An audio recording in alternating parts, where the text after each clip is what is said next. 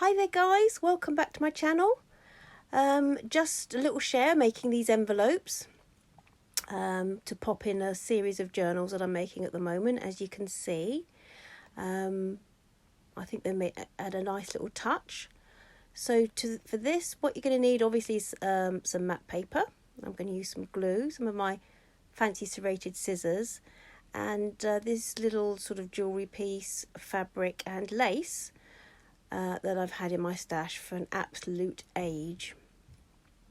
So as you can see here, that's the shape we're looking for, and to achieve that, all I do with the first page is basically fold it into thirds. So you've got like your bottom bit and your top flap. Then I basically turn the corners down on the top flap, as you can see. And I'll be using these like fun scissors that I've had in my stash for a while, and they have different edgings. So some are sort of curved, some are sort of like all sorts of different shapes. And this is kind of like a pretty serrated edge, to be honest. So I just cut the top flap corners with the little scissors, and you can see it all taking shape now. I've decided to do the corners as well, the edge, the edges. You can ink the edges if you like, or you don't have to if you don't want to, but I decided to, just to give them a bit of definition.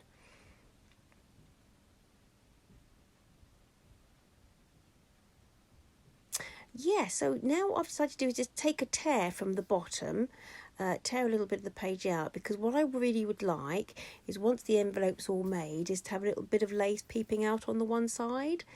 So, it's not a precise art, just torn a little piece on the very front flap. That's the bottom one. And then just going to glue a tiny piece of lace onto the inside. Always have trouble with my Fabri-Tac as soon as I turn the camera on, as you know. So that bottom side, I've just popped the lace on, and then I'm going to fold it over. That's it, fold it up. You can see there it taking shape, and just gluing the bottom, the sides. Gluing the sides down, that's what I wanted to say. Getting confused.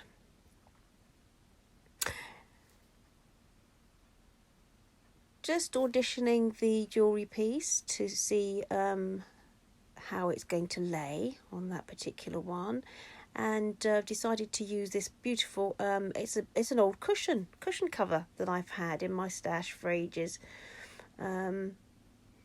I just love the colours that I'm using in all of these journals. There's sort of blues and greens, and it's a really nice base to really show or present off the green piece. So it's not precise, as you see. I've just sort of held it up, measured it, because I'd like the flap of the fabric to reach right down to the bottom front edge of the envelope.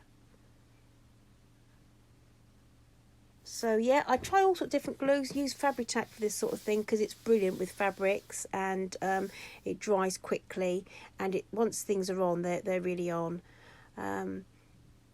So just placing that to see how it's going to lie. Now this is a scarf that I've had in my stash for an age. It's beautiful. And what I've done, I just want to cut a little bit off, a little sort of strip, and I'm going to place it around the back of the envelope, so that it can create a belly band on the back. But I'm going to lay it underneath the flap. I'd like it peeking out, and just glue it. Just glue it down. I like the dark ribbon edges just to stick out a little bit on either side at the bottom of the flap. And then I just turn it over, pull it round, and just cut it off at the edge there. On a couple of the other envelopes I've done, I've taken it all the way down and put it on first. That's an option. Put your lace on first and then pop your velvet or your fabric over the top. That's an option too. So I've made probably 5 of these. There's no hard and fast way of doing these things, as you know. It's whatever suits. So just applying the glue on the back. Now this piece came as a strip. So there's probably, I've got about 7 or 8 of these on a fabric strip, and I bought them ages ago for a completely different project. I didn't realise that they were so huge, and they were the wrong green when they arrived. So I've had them sitting in my stash for maybe a year, maybe a bit longer than a year, and don't know what's happening here. Oh, and we're back. So yes, that's on, as you can see. Just finishing off with a tiny bit more of inking, which is optional. You can do that if you like, and if you don't, just don't.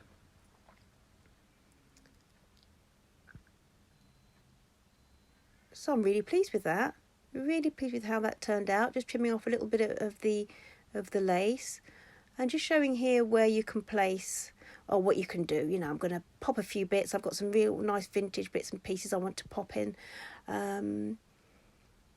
these. Some decorated, what's the word? Journal cards or anything you can pop in the back.